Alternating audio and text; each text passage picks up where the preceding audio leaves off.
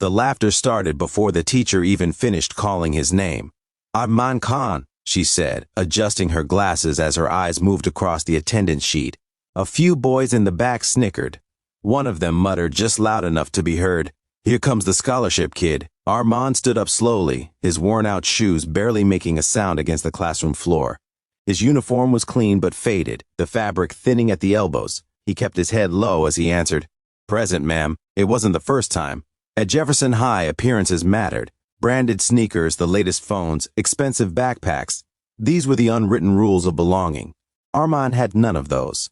What he did have, though no one noticed, was something far more powerful: quiet determination. Every day after school, while others went to cafes or hung out at the mall, Arman went to work.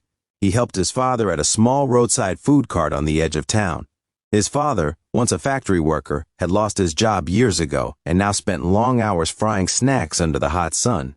Arman would stand beside him, taking orders, wiping tables, and sometimes studying from a book balanced against the cart.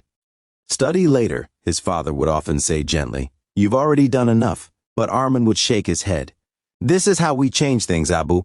Back at school, things weren't easier. One afternoon during a group project, a boy named Tyler rolled his eyes as Arman tried to contribute. "Can you even keep up with this?" Tyler scoffed. "This isn't basic stuff." The others laughed. Arman's face burned, but he said nothing. He simply nodded and stepped back, letting them take over.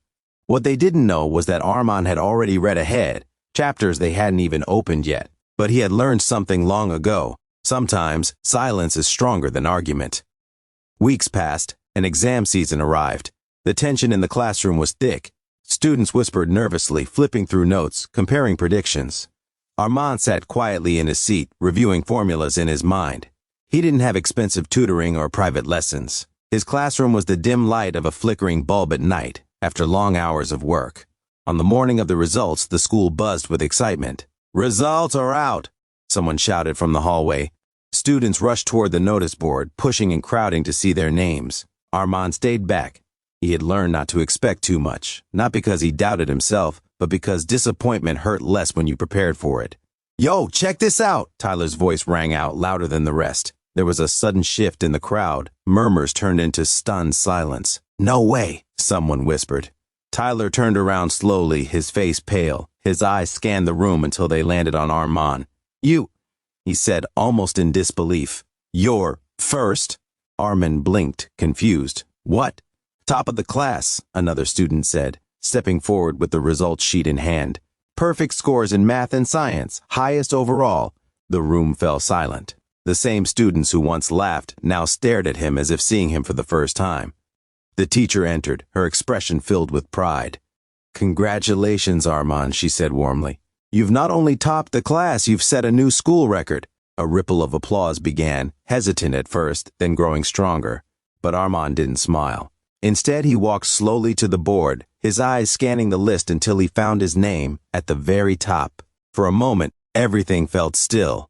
All the late nights, the exhaustion, the quiet sacrifices, they had led him here. But what happened next shocked everyone even more. As the applause faded, Arman turned to the teacher. "Ma'am, may I say something?" She nodded. Arman faced the class, his voice calm but steady. "I know most of you didn't think I belonged here," he began, "and maybe I didn't look like I did." A few students lowered their eyes. "But I never studied to prove anyone wrong," he continued. "I studied because I had no other choice." The room was silent.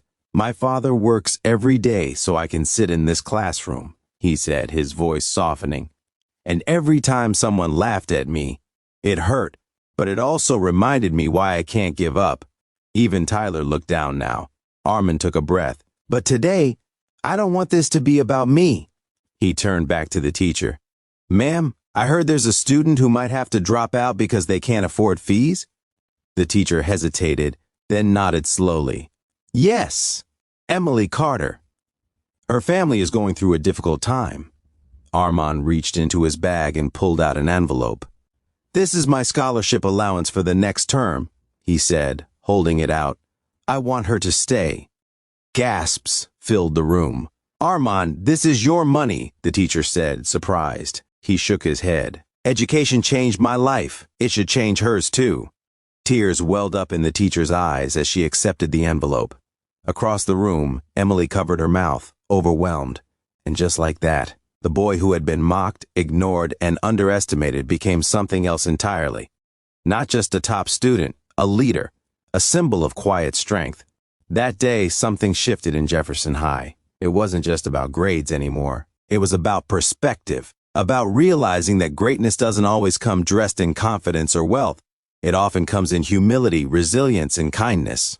Later that evening, as the sun dipped below the horizon, Arman stood beside his father at the food cart. "Why didn't you tell me?" his father asked, his voice filled with emotion. "You came first." Arman smiled gently. "Because it's just the beginning, Abu." His father placed a hand on his shoulder, pride shining in his tired eyes. In that moment, the world felt a little brighter.